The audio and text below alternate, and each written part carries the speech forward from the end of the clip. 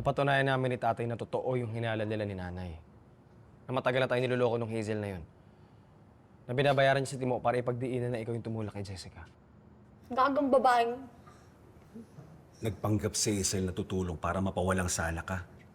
Pero ang totoo, binayaran niya talaga si Timo para bawiin yung statement niya. Kumbaga, 2 beses binayaran ni Hazel si Timo para magsinungaling. Sa kapalit nun, sasama ulit si Tito Manuel kay Hazel. Baka walang hiya ng babaeng yun. Kaya umalis si tatay. At pumayag din si nanay para yun sa'yo, bunso. Pero tay, bakit niyo po hinayaang isipin ko na galit kayo sa akin? Anak, para hindi dali ng konsensya mo na may kasalanan ka. Kaya lang tama si Kuya Jeffrey mo eh. May mga bagay talaga na hindi mo pa kayang maintindihan.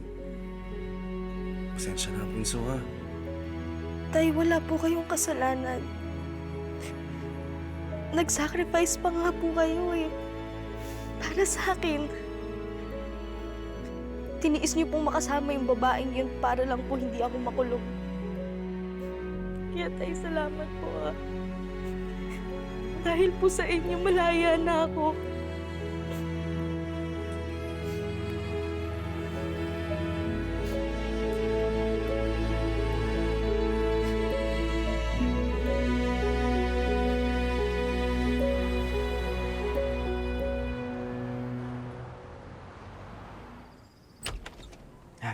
Paano magawin siya? Welcome to Davao. Ayan. Lagi kanyang kinikwento sa akin. Anong Lucy, ikaw talaga. Sana maganda naman yung lahat ng sinabi niya. Sabi niya, maganda ka. Tama naman. Sinabi ko ba yun? Ay, halina kayo. At nang makakain. Oh, Noah, inihanda kong paborito mo. Talaga? Oh, sana Halika. magustuhan mo rin ha, Pelma? Halika kayo. Sana magustuhan mo nga. Halika. Let's go.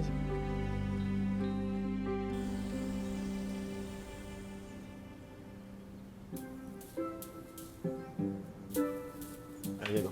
Pwede, kulang mo. Alam niyo, buti na lang nalaman na talaga ni tatay yung totoo. Kundi hawak pa rin siya ng Hazel na yun. At timunyita yung babaeng yan talaga. Anak ni Satanas. Dami pinagdaanan ng pamilya natin. Nakulong si Colleen, kinasuhan. Tapos lahat yun gawa-gawa lang ng babaeng yan. Kaya, kung sumo, baka naman hindi na yan tumibok para sa akin. Uy! Okay, di. Dito ako, Okay na. Huwag kang kumain dito. Ay, isipin na lang natin si tatay na uwi na natin dito. Tapos yung Hazel na yan, wala na siyang magagawa na bawiin pa si tatay. Alam nyo, ang tagal ko na dito. Hanggang ngayon, wala pa rin yung nanay nyo.